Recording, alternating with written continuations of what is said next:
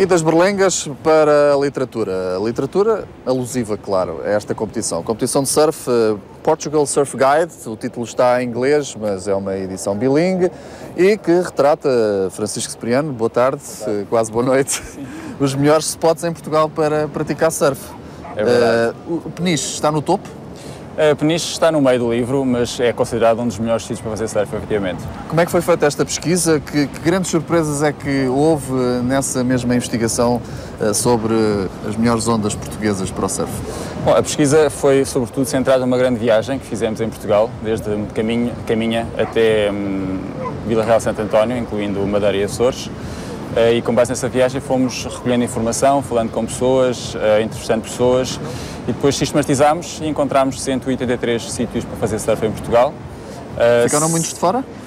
Ficaram alguns de fora, mas eu penso que os melhores, os mais conhecidos, os mais consistentes estão seguramente aí dentro. Que tipo de informação é que está aqui transcrita? Bom, para cada spot, para além de uma característica visual, não é? Ter uma ideia da onda em termos visuais, consegue saber se a onda é uma onda direita, se é uma onda esquerda, se funciona melhor, se tem um fundo de pedra ou um fundo de areia, qual é a melhor maré para que a onda funcione na sua perfeição, qual é que é a melhor altura do ano para surfar nessa onda, e depois os acessos, se pode ir de carro, se pode ir de comboio, no norte é frequente poder chegar à praia de comboio, se tem duche, se tem acesso à praia, se tem, enfim, todas as amenidades que o spot tem, basicamente. Então pode-se dizer que depois deste livro já não há segredos em termos de praias para o surf em Portugal, ou ainda há alguma praia mais escondida? Ainda há algumas praias mais escondidas, não estão aí. E porquê é que não estão? Não por nenhuma razão especial, é porque há de facto praias que não são tão consistentes como nós gostaríamos que fossem e, portanto, não se justifica estar num guia porque temos medo de induzir as pessoas em erro, levá-las lá e depois, de facto, a onda não está a funcionar. É só por isso. Do ponto de vista genérico, como surfista também, Francisco Cipriano descobriu a modalidade já mais tarde na vida do que normalmente os atletas descobrem. Pode-se dizer que está aqui um guia perfeito para aqueles que gostam de surf?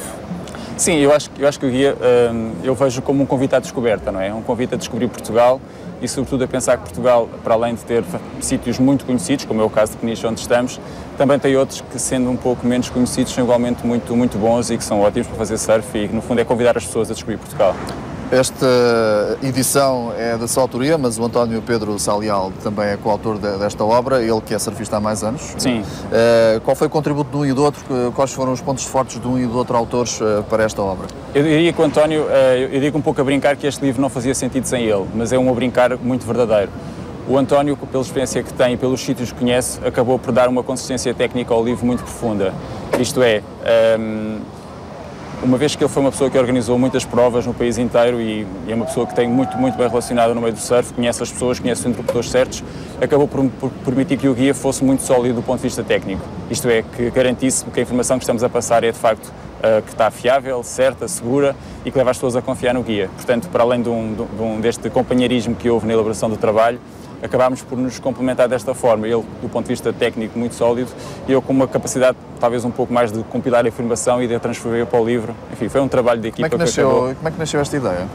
Eu acho que a ideia nasceu de forma simples.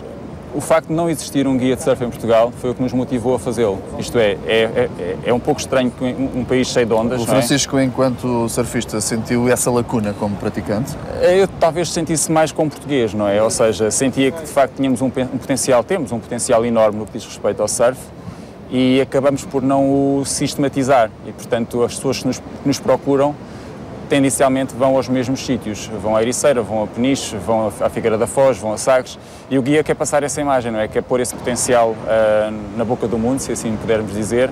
Também o esforço que fizemos para ser um guia bilingue para que o guia passasse as fronteiras e pudesse ir para fora e, no fundo, pudesse mostrar Portugal neste sentido. É um pouco isso. Francisco Cipriano, foi um prazer tê-lo nesta edição especial do Desporto 2, que aqui termina. São as nossas despedidas da praia de Supertubos, ao cabo de 4 horas de surf total, com a etapa portuguesa do Circuito Mundial de Surf, que hoje começou depois de 3 dias de espera.